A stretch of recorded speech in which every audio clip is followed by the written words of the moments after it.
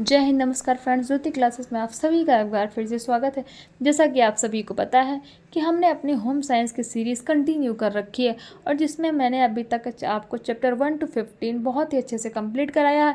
आप सभी से निवेदन है, प्लेलिस्ट में जाकर चैप्टर 1 to 15 की वीडियोज़ अगर आपने नहीं देखी है तो प्लीज़ एक बार जाके उन वीडियोज़ को देखिए, क्योंकि उसमें सारे ही चैप्टर हमने बहुत ही अच्छे से एक्सप्लेन किए हैं। तो चलिए फ्रेंड्स, बिना टाइम वेस्ट किए शुरू करते हैं आज की क्लास। आप स्क्रीन पर देख पा रहे होंगे, आज की क्लास में हम पढ़ेंगे क्या, चैप्टर 15 के स्मरणीय तथ्य। क्योंकि हमने चैप्टर 15 तो कंप्लीट कर लिया था, बट उसके मेमोरेबल फैक्ट्स और प्रश्नावली रह गई थी। तो हमेशा की तरह एक बार अपना प्रीवियस क्लास में क्या पढ़ा, क्विक रिवीजन ले लेते हैं, क्योंकि revision is the most important part of our study, you know that ना। फ्रेंड्स, ये देखिए हमने प्रीवियस क्लास में क्या पढ़ा था। ये था हमारा चैप्टर 15, इसमें हमने देखा था पाक कला। इसमें हमने देखे थे कुछ सामान्य भोज्य पदार्थ तथा उनको पकाने की विधियाँ। उसमें हमने देखा था कि कार्य के अनुसार भोजन किस तरह होता है, कि मतलब जो हर व्यक्ति अलग अलग तरह का कार्य करता है और हर व्यक्ति को अलग अलग तरह का भोजन चाहिए। किसके भोजन में किस तत्व की ज़्यादा आवश्यकता होती है, वो सब हमने देखे थे। कार्य देखे थे, शारीरिक कार्य, मानसिक कार्य, बच्चों एवं बूढ़ों का भोजन, त्यौहार एवं विशेष अवसरों के लिए भोज्य पदार्थ पकाना। तो इन सभी को मैंने बहुत ही डिटेल में आपको कराया है। फिर हमने देखा था भोजन पकाने से पूर्व की जाने वाली तैयारी, कि जब भी हम भोजन पकाते हैं तो उससे पहले हमें किन किन तैयारियों का ध्यान रखना चाहिए, इट मीन्स कौन कौन सी तैयारियां करनी चाहिए, वो हमने उनके कुछ 8 पॉइंट्स देखे थे।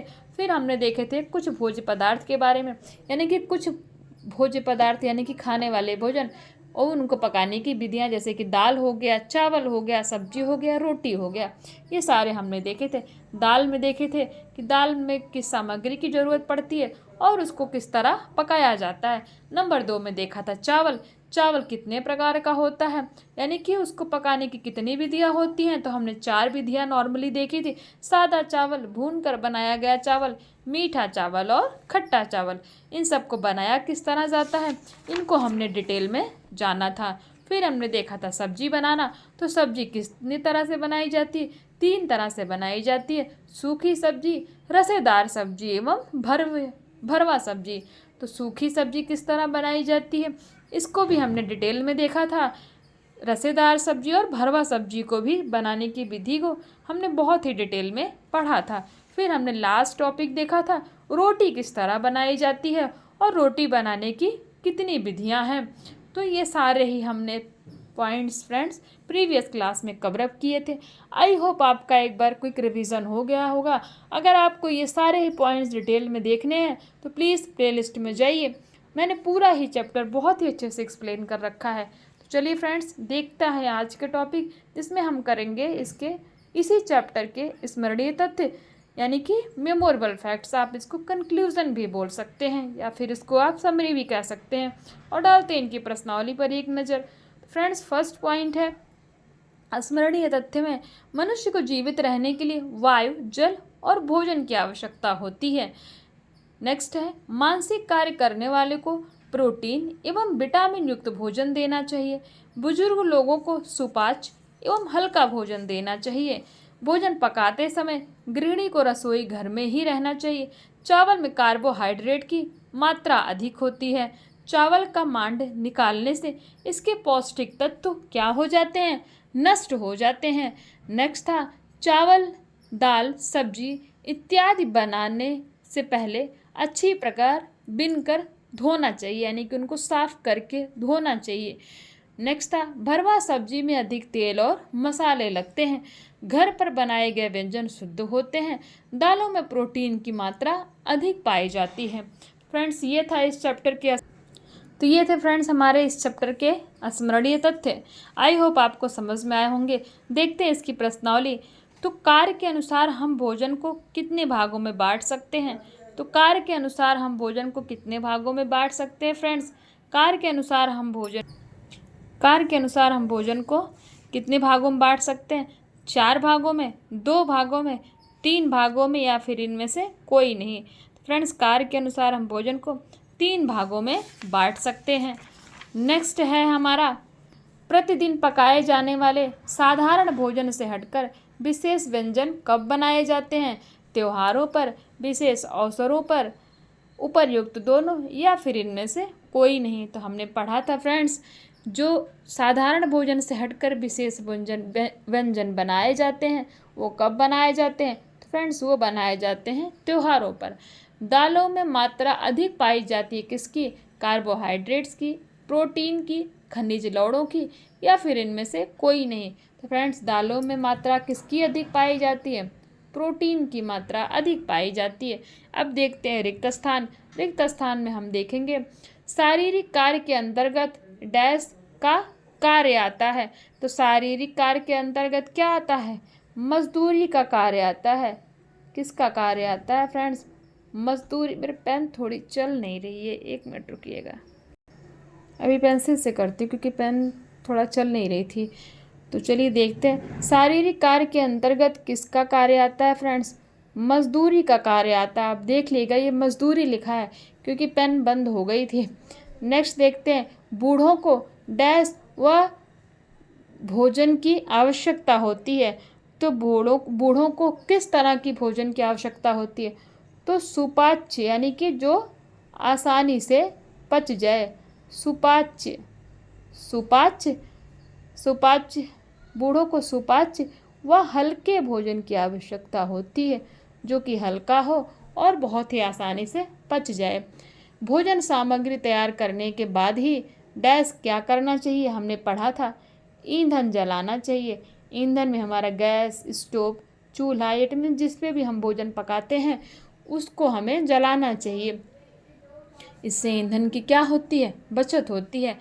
नेक्स्ट है भोजन डैश और डैश समय गृहिणी को प्रसन्न रहना चाहिए। तो कब गृहिणी को प्रसन्न रहना चाहिए? तो भोजन, तो कब गृहिणी को प्रसन्न रहना चाहिए? भोजन बनाते समय, भोजन बनाते समय, बनाते और परोसते समय, यानी कि निकालते समय। जब हम किसी को भोजन दे रहे हों या फिर परोस रहे हों तब क्या होना चाहिए?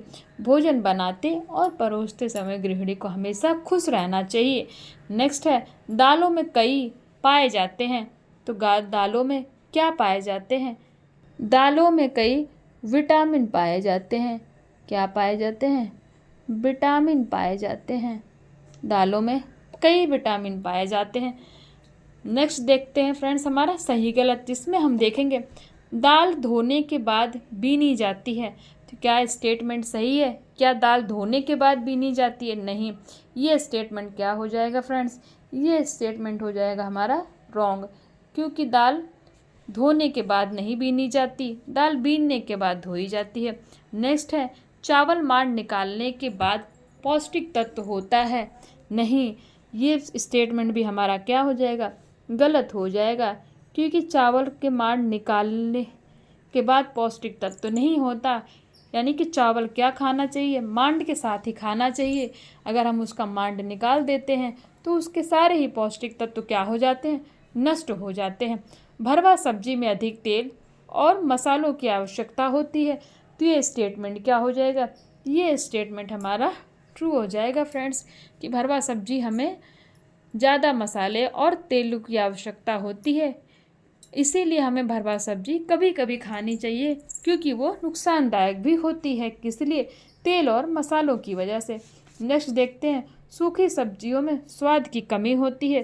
तो ऐसा नहीं है फ्रेंड्स, आप सभी को पता है कि सूखी सब्जियां हैं खाने में ज़्यादा अच्छी होती हैं। तो सूखी सब्जियों में स्वाद की कमी होती है, ये स्टेटमेंट भी हमारा क्या हो जाएगा? रॉन्ग हो जाएगा। तो फ्रेंड्स ये था हमारा आज का टॉपिक, जिसमें हमने देखे इनके स्मरणीय तथ्य और देखिए इनकी प्रश्नावली।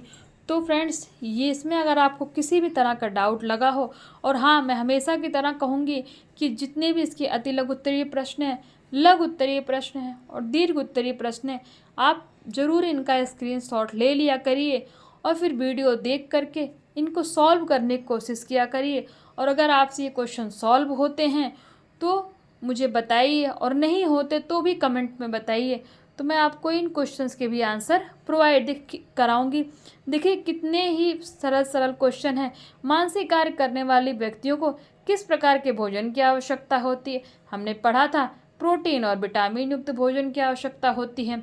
बच्चे को किस प्रकार का भोजन देना चाहिए ये भी हमने देखा था। भोजन में किस चीज़ का प्रयोग कम करना चाहिए ये भी देखा था। दालें कितनी प्रकार की होती हैं। तो फ्रेंड्स आप ये देख पा रहे होंगे कि बहुत ही इजी क्वेश्चंस हैं। प्लीज़ आप इनको ऐसे हल्के में मत लीजिए, इनको सॉल्व करने की कोशिश कीजिए, क्योंकि चैप्टर पढ़ने का तभी मीनिंग निकलेगा जब आप इनके क्वेश्चन को सॉल्व कर पाएंगे। और अगर आपसे नहीं हो पाता तो प्लीज़ मुझे कमेंट कीजिए और बताइए, मैं इनके क्वेश्चन आपको, इन क्वेश्चन के आंसर आपको प्रोवाइड कराऊंगी। और जो आप इनके आंसर सॉल्व करते हो तो प्लीज़ उनके आंसर सॉल्व करके आप मुझे इसको कमेंट करके वो भी बताइए कि हाँ मैम, हमसे सारे ही क्वेश्चन के आंसर बहुत ही ईजिली निकल पा रहे हैं। तो चलिए फ्रेंड्स, ऐसे पढ़ते रहिए, पढ़ाते रहिए। मिलते हैं नेक्स्ट क्लास में। तब तक के लिए जय हिंद, नमस्कार, और बने रहिए हमारे साथ, जिससे हम फटाफट अपना ये जो हमने टारगेट रखा है 6 to 12 की क्लास का सीरीज कराने का, वो हम कंप्लीट कर पाएँ और आपको हर एग्ज़ाम के लिए बहुत ही अच्छे से रेडी कर पाएँ। तो चलिए फ्रेंड्स, मिलते हैं नेक्स्ट क्लास में। तब तक के लिए जय हिंद, नमस्कार।